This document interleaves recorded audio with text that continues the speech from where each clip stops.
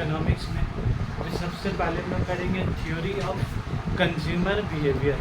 Theory of consumer मतलब ये लोग क्या थ्योरी बता रहा है, इन कंज्यूमर का जो अगर बोला जाए तो हरकत, वो डिपेंड करता है उसका हरकत, उसका सेटिस्फैक्शन के, उसका रुपीज़ के ऊपर में क्या डिपेंड करता है। तो थ्योरी ऑफ कंज्यूमर बिहेवियर में लोग सबसे पहले कंसेप्ट ये लोग क्या बोला तुम्हारा यूटिलिटी, क्योंकि इंसान का जो या कंज्यूमर का जो बिहेवियर है वो किसके ऊपर डिपेंड कर रहा है तुम्हारा, उसका यूटिलिटी के ऊपर में। यूटिलिटी मतलब क्या हो गया, जो चीज़ तुम्हारा काम का है वो गुड्स तुम्हारे लिए यूटिलिटी है, जो चीज़ तुम्हारा काम करनी है क्या वो गुड्स तुम्हारे लिए यूटिलिटी है, नहीं है। जैसे अगर एक बात बोला जाए, जैसे तुम लोग के पास अभी वो ब्लैक पेन है, तुम लोग अपना पेन से निकले, क्या वो वाला ब्लैक पेन क्या मेरे लिए कोई काम का चीज़ है?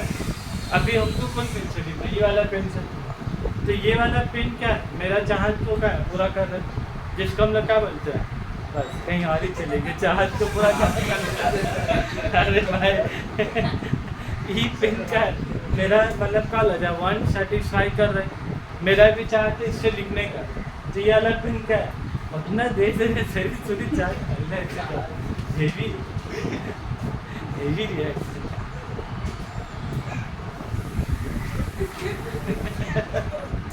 तो यूटिलिटी मतलब क्या हो गया कि जो चीज़ तुम्हारे वांट्स को सेटिस्फाई कर रहा है वो गुड्स तुम्हारे लिए यूटिलिटी है, लेकिन जो पेन से तुम लोग लिख रहे वो पेन मेरे लिए यूटिलिटी है नहीं है।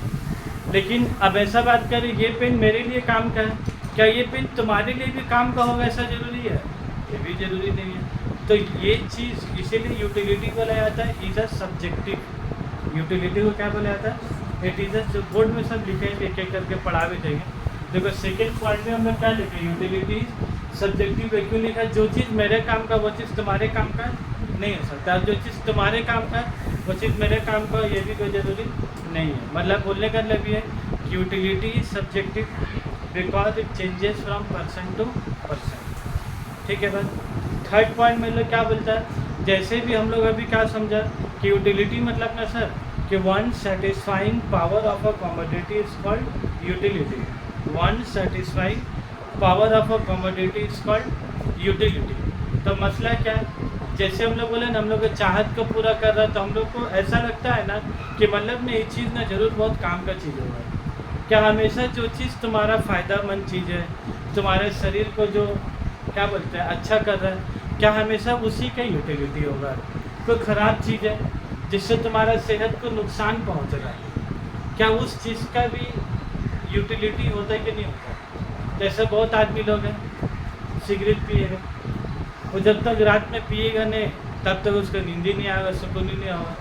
वो खा पी के बेटा घर से बाहर निकल गया और उसका वाइफ का सोच रही किया है इवनिंग वॉक नाइट वॉक करने की, वो नाइट वॉक करने नहीं हो किया अपना खुराकी लेने के लिए बाहर वो किया जाकर पी पा के आएगा तभी उसको रात में क्या नींद आ गया। तो मसला क्या है, अब बोलो वो उसका चाहत को पूरा कर रहा है, वो सिगरेट या जो हार्मफुल गुड है वो उसका चाहत को क्या पूरा कर रहा है, तो क्या वो अच्छा चीज़ हो गया? नहीं अच्छा चीज़ हो गया।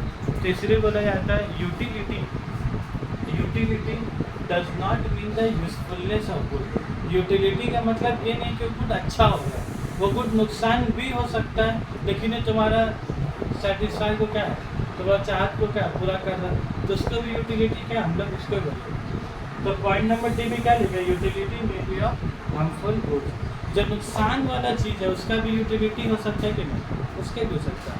तो इसीलिए तो क्या लिखा है, दस in economics the concept of utility, the concept of utility is neutral. तो द कंसेप्ट ऑफ यूटिलिटी क्या है तुम्हारा, न्यूट्रल है, मतलब वो ना ही अच्छा बोल रहा है और ना ही पूरा बोल रहा है। यूटिलिटी वो क्या बोल रहा है, यूटिलिटी मतलब वो यूटिलिटी जो तुम्हारा चाहत को पूरा कर, यूटिलिटी बात करता हूँ। अब चाहे पानी तुम्हारा चाहत को पूरा कर रहा तो भी यूटिलिटी, अब चाहे शराब तुम्हारा चाहत पूरा कर रहा तो भी क्या, तो भी यूटिलिटी।